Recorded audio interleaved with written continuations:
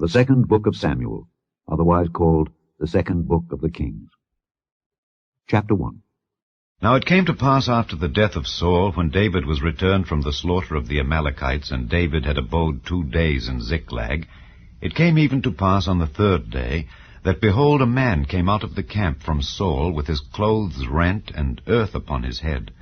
And so it was, when he came to David, that he fell to the earth, and did obeisance.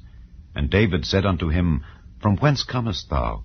And he said unto him, Out of the camp of Israel am I escaped. And David said unto him, How went the matter? I pray thee, tell me. And he answered, That the people are fled from the battle, and many of the people also are fallen and dead, and Saul and Jonathan his son are dead also. And David said unto the young man that told him, How knowest thou that Saul and Jonathan his son be dead? And the young man that told him said, As I happened by chance upon Mount Gilboa, behold, Saul leaned upon his spear, and lo, the chariots and horsemen followed hard after him. And when he looked behind him, he saw me, and called unto me, and I answered, Here am I. And he said unto me, Who art thou? And I answered him, I am an Amalekite. He said unto me again, Stand, I pray thee, upon me, and slay me, for anguish is come upon me, because my life is yet whole in me. So I stood upon him and slew him, because I was sure that he could not live after that he was fallen. And I took the crown that was upon his head, and the bracelet that was on his arm, and have brought them hither unto my lord. Then David took hold on his clothes, and rent them, and likewise all the men that were with him.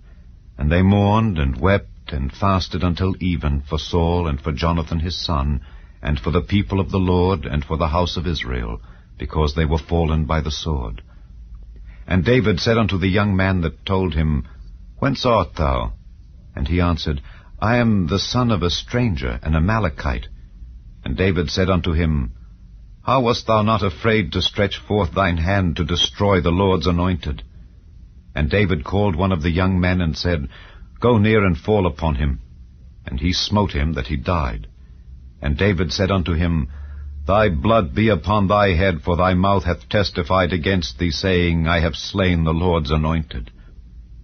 And David lamented with this lamentation over Saul and over Jonathan his son. Also he bade them teach the children of Judah the use of the bow. Behold, it is written in the book of Jasher.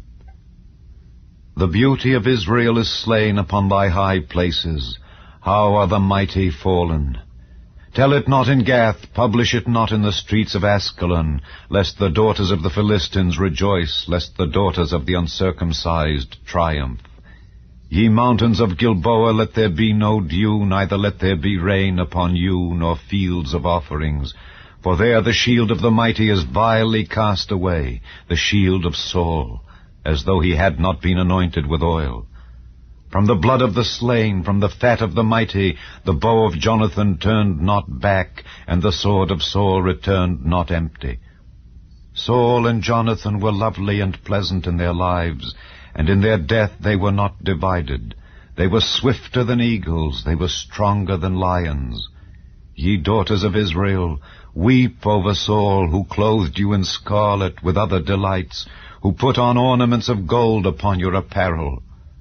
How are the mighty fallen in the midst of the battle! O Jonathan, thou wast slain in thine high places. I am distressed for thee, my brother Jonathan. Very pleasant hast thou been unto me. Thy love to me was wonderful, passing the love of women. How are the mighty fallen, and the weapons of war perished!